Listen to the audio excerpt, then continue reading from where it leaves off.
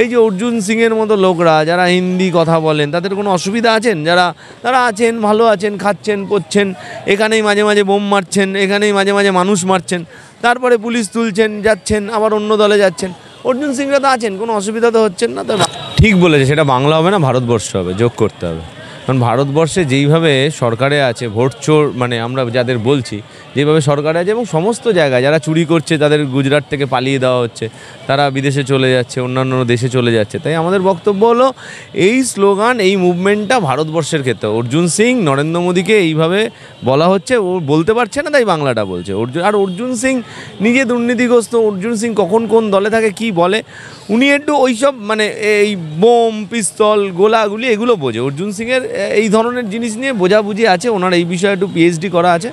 তো ঠিক আছে, অর্জুন সিং বলছেন অমিত শাহকে মানে এইসব বলা সরানোর জন্য বলছেন, আর নরেন্দ্র মোদীকে সরানোর জন্য বলছেন। এই অভ্যুত্থানের কথা বলছেন, এটা ভারতবর্ষের এই সরকারটা, যারা দুর্নীতিগ্রস্ত সরকার, যারা একের পরে নীরব মোদী, মেহুল চস্কিদের নিয়ে চলছেন, তাদের জন্য চলছে বলছে। গণঅভ্যুত্থানে বিশ্বাস না, বলতে পারে। আমরা তো দেখো, গণ অভ্যুত্থান যদি হতে পারে ভারতবর্ষে, এর আগে বিভিন্ন ধরনের ব্রিটিশকে সরানোর জন্য গণ অভ্যুত্থান হয়েছে, বিভিন্ন জায়গায় হয়েছে, কিন্তু এইখানে পশ্চিমবঙ্গে তো মানুষ ভালো আছেন, ভালোবেসে আছেন। এই যে অর্জুন সিংয়ের মতো লোকরা যারা হিন্দি কথা বলেন তাদের কোনো অসুবিধা আছেন?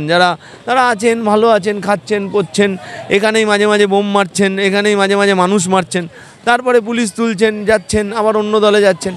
অর্জুন সিংরা তো আছেন, কোনো অসুবিধা তো হচ্ছেন না। তো বাংলায় কোনো অসুবিধা নেই। মমতা বন্দ্যোপাধ্যায়ের নেতৃত্বে বাংলার মানুষ ভালো আছেন। এই বাংলায় যারা বাঙালির ওপরে মানে অ্যাটাক করছেন, তাদের বিরুদ্ধে আমাদের লড়াই চলছে।